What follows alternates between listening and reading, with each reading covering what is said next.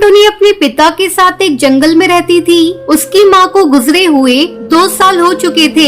एक दिन टुनटुनी के पिता बीमार पड़ गए। बीमारी की हालत में वो सोचने लगा, इतनी ज्यादा तबीयत खराब है, अगर मुझे कुछ हो गया तो टुनटुनी की देखभाल कौन करेगा।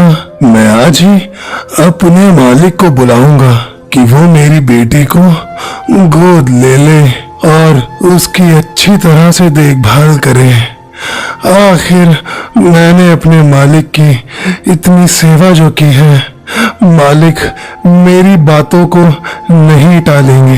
2 दिन से बीमारी के कारण टुनटुनी का पिता टुन्नू काम पर नहीं जा रहा था। तब उसका मालिक कहता है, अरे टुन्नू, क्या हुआ भाई तुम्हें? तुम 2 दिनों से काम पर नहीं आ रहे हो, इसलिए मैं तुम्हें आज देखने के लिए आया हूँ। सेठ जी, अच्छा किया जो आप आ गए।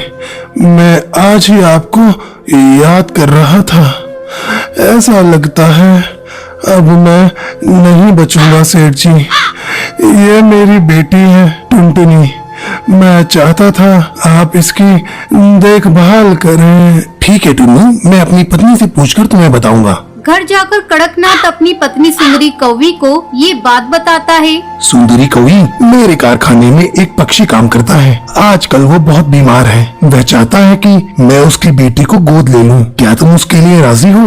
अरे कड़कनाथ, क्या बात करते हो जी? हमारा तो खुद ही एक बेटा है कालू, और मैं वर्कर की बेटी को क्यों गोद लूं?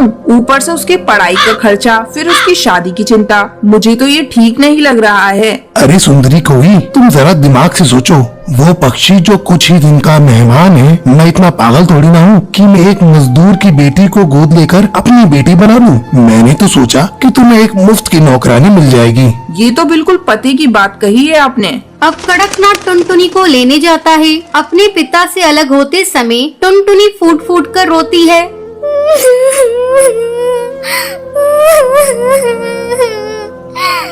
बाबा, मुझे अपने से अलग मत करो। मैं आपसे अलग होकर कैसे रहूंगी? बाबा, मैं आपको छोड़कर कहीं नहीं जाऊंगी। जा मेरी बच्ची, इसी में तेरी भलाई है। कड़कनाथ टुनटुनी को घर लाता है। घर आकर कड़कनाथ अपने काम में बिजी हो जाता है और सुंदरी कौवी टुनटुनी से मीठी मीठी बातें करने लगती है। टुनटुनी, तू कुछ खाएगी? नहीं माँ, मुझे भूख नहीं है। अरे सुन टुनटुनी, मैं तेरी कोई माँ नहीं हूँ। तू मुझे मेम साहब कहा कर। चल अब जा जाकर रसोई में सो जा। अगली सुबह सुंदरी कौवी टुनटुनी के पास जाती है। ए टुनटुनी, चल अब उठ। हमारे यहाँ इतनी देर तक कोई नहीं सोता। मैम साहब, रात में मुझे नींद नहीं आई। वो मुझे अकेले सोने की आदत नहीं है। तुझे तो अब सोना पड़ेगा। तू अकेले सोने की आदत डाल ले। चल अब झटपट उठकर मेरे साथ काम में हाथ बटा। टुनटुनी सुंदरी के साथ काम में हाथ बटाने लगती है। शाम को कड़कनाथ जब ऑफिस से आता है, टुनटुनी, मेरे लिए ठंडा पानी लेकर आओ। अभी लाती हूँ साहब। ये लीजिए साहब। कैसा पानी है? मैंने तुम्हें ठंडा पानी लाने को कहा था और तुमने नल का पानी लाकर मुझे दे दिया। सारा मूड खराब कर दिया। ये कहकर कड़कनाथ टुनटुनी को एक थप्पड़ लगा देता है। धीरे धीरे समय गुजरने लगता है। एक दिन कड़कनाथ को कारखाने में खबर मिलती है कि टुनटुनी के पिता की मौत हो गई। कड़कनाथ ये बात टुनटुनी को नहीं बताता। अब कड़कनाथ और उसकी पत्नी सुंदरी कौवी टुनटुनी पर पहले से भी ज्यादा अत्याचार करने लगते हैं। एक रात जब टुनटुनी सोई हुई थी, तब उसके सपने में उसके पिता आते हैं और उससे मिलने की इच्छा जाहिर करते हैं। बेटा, मैं तुमसे मिलना चाहता हूँ। काफी दिन तुझे देखे हुए हो गए। टुनटुनी सपने में अपने पिता को देखकर बेचैन हो जाती है। अब टुनटुनी सुंदरी कौवी के पास जाती है। उस समय कड़कनाथ और सुंदरी कौवी सो रहे थे। टुनटुनी दरवाजा खटखटाने लगती है। मैम साहब, जल्दी दरवाजा खोलिए। मुझे अपने बाबा से मिलने जाना है। मेरे बाबा मुझे बुला रहे हैं। मैं अपने बाबा के पास अभी इसी वक्त जाऊंगी। अरे टुनटुनी, इतनी रात हो गई है, तुम हम लोगों को परेशान क्यों कर रही हो? कौन सी आफत आ गई? मैम साहब, अब मैं यहाँ एक पल नहीं रहूंगी। मेरे बाबा मुझे बुला रहे हैं। मैं अपने बाबा के पास अभी जाऊंगी।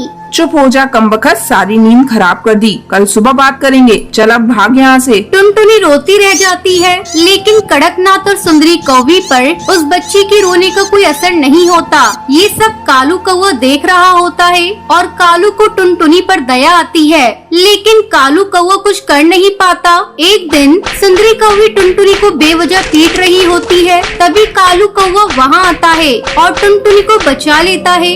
माँ, आप में जरा सी भी दया नहीं है? कोई इस तरह किसी को मारता है क्या? अब टुनटुनी यहाँ नहीं रहेगी, मैं कल ही इसे इसके बाबा के यहाँ छोड़ कर आता हूँ। अगले दिन कालू कौवा टुनटुनी को उसके बाबा से मिलाने ले जाता है। वहाँ जाकर टुनटुनी को पता चलता है कि उसके बाबा अब इस दुनिया में नहीं रहे। ये सुनकर टुनटुनी बहुत रोती है। तभी कालू कौवा टुनटुनी से कहता है, टुनटुनी, अब तो तुम्हारे बाबा भी चल बसे और मेरे घर तुम ठीक से रह नहीं पाओगी। मेरी माँ तुमको चैन से रहने नहीं देगी। तुम अब अकेली हो। तुम बुरा न मानो तो मुझसे शादी करोगी? टुनटुनी को कालू कौवे की बात सुनकर अच्छा लगता है और टुनटुनी इसको शादी के लिए हाँ कर देती है। फिर वो दोनों एक साथ खुशी खुशी रहते हैं।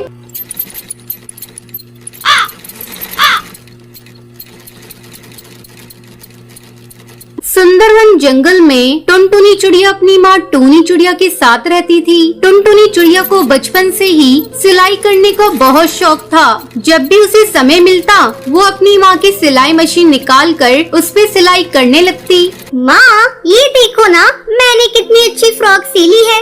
अरे वाह बिटिया, तूने तो बहुत अच्छी सिलाई की है। लेकिन बेटा, तू अपनी पढ़ाई पर भी ध्यान दे। मैं तुझे एक बड़ी अफसर बनाना चाहती हूँ। तेरी परीक्षा होने वाली है और तू सिलाई करने में लगी रहती है। माँ, मुझे सिलाई करना अच्छा लगता है। मैं पढ़ाई के साथ साथ सिलाई करना भी सीखूंगी। मैं कुछ नहीं जानती। आप मेरा दाखिला किसी सिलाई सेंटर में करवा दो। ठीक है टुनटुनी, जब तेरा इतना ही मन है तो मैं तेरा दाखिला किसी सिलाई सेंटर में करा देती हूँ। अगले दिन टूनी चिड़िया टुनटुनी का दाखिला एक सिलाई सेंटर में करवा देती है। अब टुनटुनी पढ़ाई के साथ साथ सिलाई भी मन लगाकर सीखने लगती है। कुछ ही दिनों में टुनटुनी की स्कूल की पढ़ाई हो जाती है। एक दिन टूनी की सहेली बबली कबूतरी उसके घर आती है। अरे टूनी, ओ टूनी, कहाँ है? जल्दी आ। तब टुनटुनी चिड़िया कहती है, आंटी, वो माँ घर पर नहीं है, पड़ोस में गई है। आप बैठिए, मैं उन्हें अभी बुला कर लाती हूँ। तुम टुनटुनी हो ना? कितनी बड़ी हो गई है। जब मैंने तुझे देखा था उस समय तू बहुत छोटी थी। पहचाना मुझे? मैं तेरी बबली आंटी हूँ। टुनटुनी, तू जाकर अपनी माँ को बुला ला। टुनटुनी चिड़िया पड़ोस में अपनी माँ को बुलाने के लिए चली जाती है। थोड़ी देर बाद टुनटुनी चिड़िया अपनी माँ को लेकर घर आती है। अरे बबली कबूतरी, तू कब आई? टुनटुनी, तू जाकर चाय बना ला। फिर टूनी चिड़िया बबली कबूतरी से बातें करने लगती है। बबली कबूतरी टूनी से कहती है, टूनी, तेरी बेटी बहुत प्यारी है। मैं इसे अपने घर की बहू बनाना चाहती हूँ। मेरा बेटा बंटी एक वकील है और उसके लिए मुझे तेरी बेटी जैसी ही एक संस्कारी बहू चाहिए थी। तेरी बेटी मुझे बहुत पसंद है। तुझे इस रिश्ते से कोई एतराज तो नहीं है ना?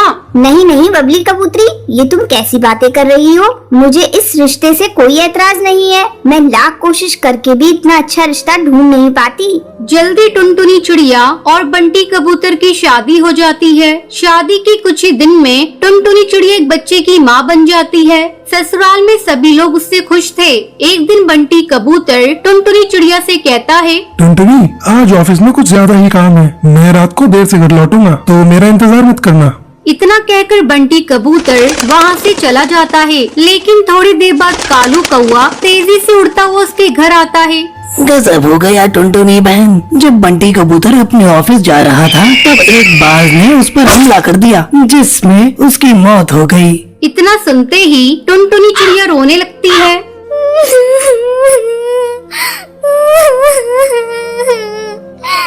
माँ जी, ये सब क्या हो गया? माँ जी, बंटी कबूतर के बिना भी ये घर कैसे चलेगा? टुनटुनी, तू हिम्मत मत हार बेटा। ऊपर वाले की मर्जी के आगे किसी की नहीं चलती। इस तरह कुछ दिन गुजर जाते हैं। टुनटुनी चिड़िया अपना दुख भुलाकर सिलाई का काम करना शुरू कर देती है। आस पड़ोस के पक्षी उसके पास अपने कपड़े सिलवाने के लिए आने लगते हैं। एक दिन हरी काकी उससे कहती है, टुनटुनी, तू तो इतनी अच्छी दर्जी है, इसके बारे में तो मुझे पता ही नहीं था। कम पैसों में बहुत अच्छे कपड़े सिल देती है। तू ऐसा कर, अपना एक बुटीक खोल ले। हाँ काकी, आपका सुझाव बहुत अच्छा है। मैं जल्दी ही अपना बुटीक खोलूंगी, लेकिन इसके लिए पहले मैं माँ जी से इजाजत लूंगी। हरी काकी के जाने के बाद टुनटुनी चिड़िया अपनी सास से बुटीक खोलने की इजाजत मांगती है। माँ जी, क्यों ना मैं अपना एक बुटीक खोल लूं, इससे अच्छी कमाई हो जाएगी। ठीक है टुनटुनी, तुझे जो अच्छा लगे वो कर। तू अपनी बुटीक का अच्छे से काम कर, मैं तेरे बच्चे को संभाल लूंगी। जल्द ही टुनटुनी चिड़िया अपना बुटीक खोल लेती है। अब उसकी कमाई पहले से दुगनी हो गई थी। इस तरह टुनटुनी चिड़िया खुशी खुशी अपनी जिंदगी बिताने लगती है। सुंदरवन जंगल में कालू कौवा अपनी बीवी टुनटुनी और अपनी माँ टूनी के साथ रहता था। टुनटुनी और कालू कौवा टूनी के साथ बिल्कुल अच्छा बर्ताव नहीं करते थे। एक दिन कालू कौवा काम के लिए निकल जाता है। टूनी को बहुत भूख लगती है। वो टुनटुनी को आवाज लगाकर बोलती है, टुनटुनी बेटा, कुछ खाने को बना दो, बहुत भूख लग रही है। दोपहर भी हो गई है, मुझे दवाई लेनी है। खाने को भी मैं ही बना कर दूंगी। आपके हाथ पर क्या काम नहीं करते? दिन भर परेशान कर देती हो, कुछ तो काम कर लिया करो। बेटा, मुझसे काम नहीं होता, वरना मैं तुम्हें परेशान नहीं करती, मैं खुद ही सब कर लेती। हाँ हाँ, खाना खाने को बोल दो बस, तो भर भर कर खा लोगी। और थोड़े से काम का बोल दो तो हाथ पैर नहीं चलते इनके। इतना बोलकर टुनटुनी अपने कमरे में चली जाती है। टूनी चिड़िया भूखी ही रोते रोते अपने कमरे में जाकर सो जाती है। शाम को कालू कौवा नौकरी से आकर अपने कमरे में जाकर सो जाता है। टूनी चिड़िया भूखी प्यासी ही सोई रहती है, उसे कोई पूछने नहीं आता। दूसरे दिन टूनी की तबीयत खराब हो जाती है। टूनी कालू कौवे के पास जाती है और बोलती है, बेटा कालू, मेरी तबीयत आज कुछ ठीक नहीं है और मेरी शुगर की दवाई भी खत्म हो गई है, जरा बाजार जाकर ला दो।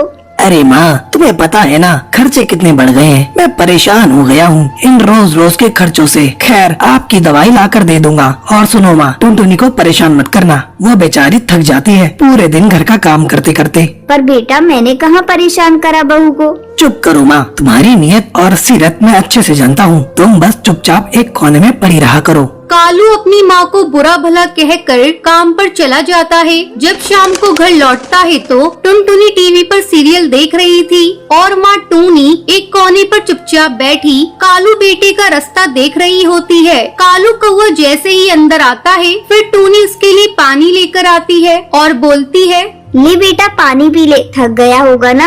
हाँ हाँ, P low Kalu ji, P low. तुम्हारी माँ को ही तुम्हारी फिक्र है बस, मैं तो कभी तुम्हारे बारे में सोचती ही नहीं हूँ। ऐसा नहीं है बहू, तुम टीवी देख रही थी इसलिए मैंने पानी दे दिया, आखिर मेरा बेटा है। अरे सब समझती हूँ मैं आपकी हरकतें, कितनी चालबाज हैं आप, घर में फूट पड़वाना चाहती हो। ऐसा कुछ नहीं है बहू, बेटा तू समझा बहू को, ये क्या कुछ बोल रही है। क्या समझाऊं है, क्या समझाऊं? सही तो बोल रही है, कोई काम होता नहीं तुमसे और मुझे देखकर सब काम खुद करने लग जाती हो। मुझे तो समझ नहीं आता कि कैसे झेलूंगा मैं तुम्हें माँ। मैं तो कहती हूँ इनको ना किसी वृद्धाश्रम में छोड़ाओ, जान खा रखी है इस बुढ़िया ने। हाँ, सुबह ही किसी वृद्धाश्रम में ले जाता हूँ। बेटा मैं कहीं नहीं जाना चाहती, मुझे अपने से दूर मत कर, मैं मर जाऊंगी। तुम्हें जाना ही पड़ेगा माँ, तुम इस घर में रहने लायक नहीं हो। तुम्हें इज्जत की रोटी हजम नहीं होती माँ, और न तुम हमें ठीक से रोटी खाने देती हो। अब हम ये इस घर को छोड़ देंगे, बस यही चाहती हूँ ना। कालू कौवे की बातें सुनकर टूनी रोते रोते बोलती है,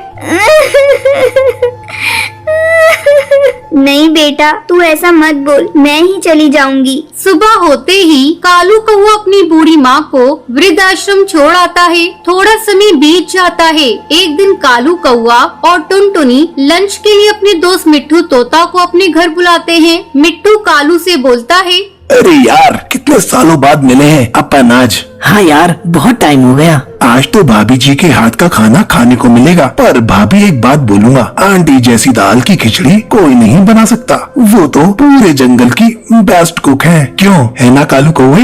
हाँ यार। वैसे यार आंटी है कहाँ, दिखाई नहीं दे रही है। यार, मैं और टुनटुनी उनसे परेशान हो गए थे, उन्होंने परेशान कर दिया था। खाना, दवाई और कितनी महंगी दवाइयाँ आती थी उनकी, तुझे तो पता ही है, तुझसे ही तो मंगवाता था मैं दवाइयाँ। हाँ सही बोल रहा है, पर जिसे तू नॉर्मल शुगर की दवाइयाँ समझकर मंगवाता था ना, वो तेरी माँ का तुझे दिया गया ऐसा कर्ज है जो तू कभी नहीं चुका सकता कालू। तू कभी आंटी के मन को समझ ही नहीं पाया। उनके मन में सिर्फ तेरे लिए प्यार था, और ये तेरी जिंदगी जो है ना, ये उसी दिन खत्म हो जाती जब तू 9 साल पहले हॉस्पिटल में एडमिट हुआ था। जिस माँ ने तुझे ये बोला था ना हॉस्पिटल में, बेटा परेशान मत हो, नॉर्मल पथरी का ऑपरेशन है, उस माँ ने अपनी जान की परवाह न करते हुए तुझे एक किडनी दी थी। वो चाहती तो उस वक्त अपनी फिक्र करके तू जैसी औलाद को मरने देती, पर उन्होंने तुझे बचाया और थू है तुझ पर कालू। मिट्ठू की बातें सुनकर कालू की आंखों से आंसू बहने लगते हैं। दूसरे दिन ही कालू कौआ सुबह सुबह अपनी माँ को लेने आश्रम पहुँच जाता है। आश्रम में टूनी की तबीयत बहुत खराब होती है और वो बस कालू को ही याद करती रहती है। डॉक्टर कालू को देखते ही बोलती है, कैसे बेटे हैं आप जो अपनी माँ को इतनी तकलीफ में भी यहाँ छोड़ गए। वो आपको इतना याद कर रही है और आप अपने ही जीवन में मस्त हैं। आप जैसे लोगों को अपनी माँ का जरा भी ख्याल नहीं होता।